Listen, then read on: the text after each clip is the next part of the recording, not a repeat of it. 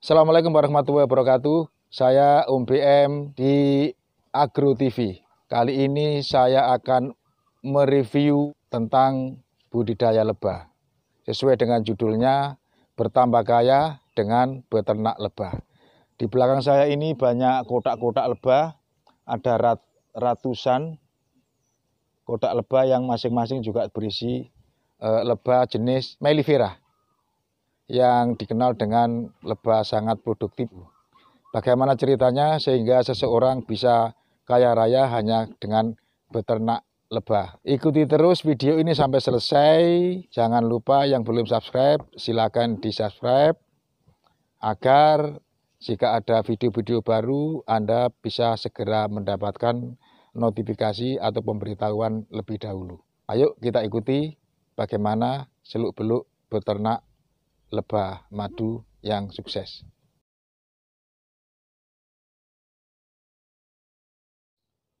Sudah bersama saya Bapak Sakroni, seorang yang dikenal sukses karena budidaya lebah mellifera, Pak. Mellifera, jenis mellifera Yang dikenal dengan sebuah lebah sangat produktif dalam memproduksi madu. Bagaimana rahasia sukses Pak Sakroni ini kita bincang-bincang sejenak. Pak Sakroni, ya. Sudah berapa lama menekuni bisnis? Saya hampir sekitar 15 tahun, Pak. 15 tahun. Ya, Sudah 15 tahun. Cukup berpengalaman. Juga...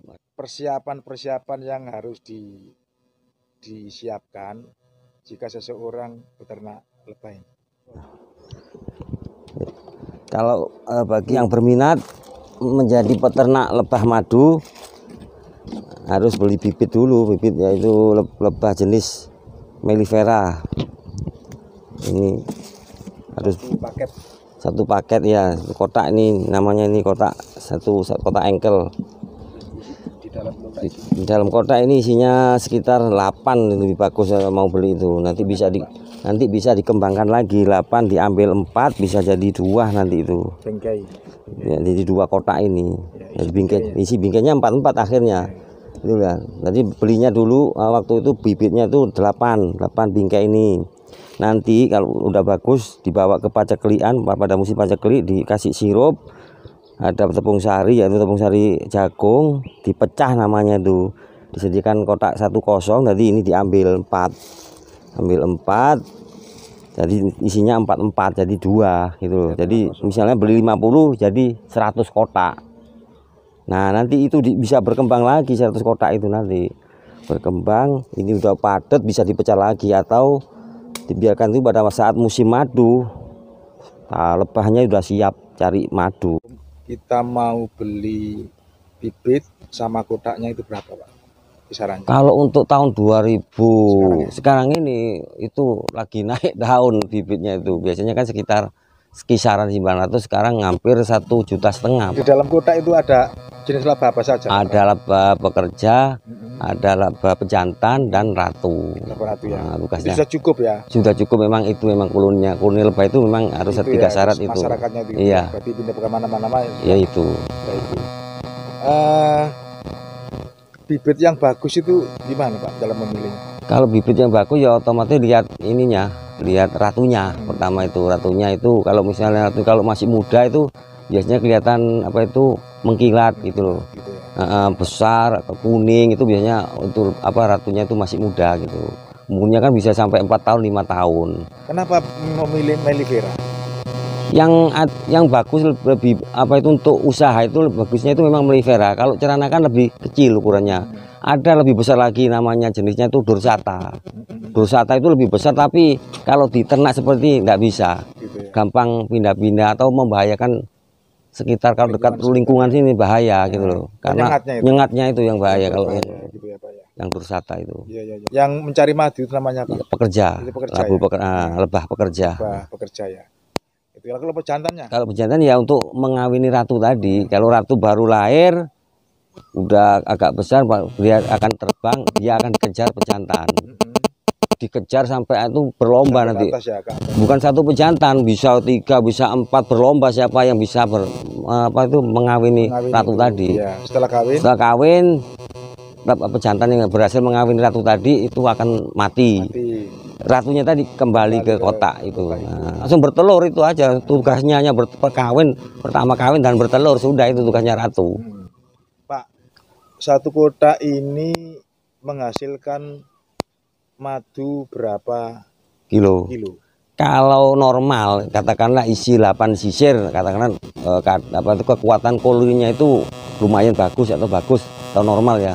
Itu bisa minimal 3 kilo Pak, minimal Pak. Kalau satu kotak minimal. Kalau sekarang umpama pindah, sekarang ditaruh terus ditinggal. Itu ya kalau memang udah waktu pas pada saat musim madu ya sampai 2 minggu paling enggak, atau 12 hari atau 14 hari panen.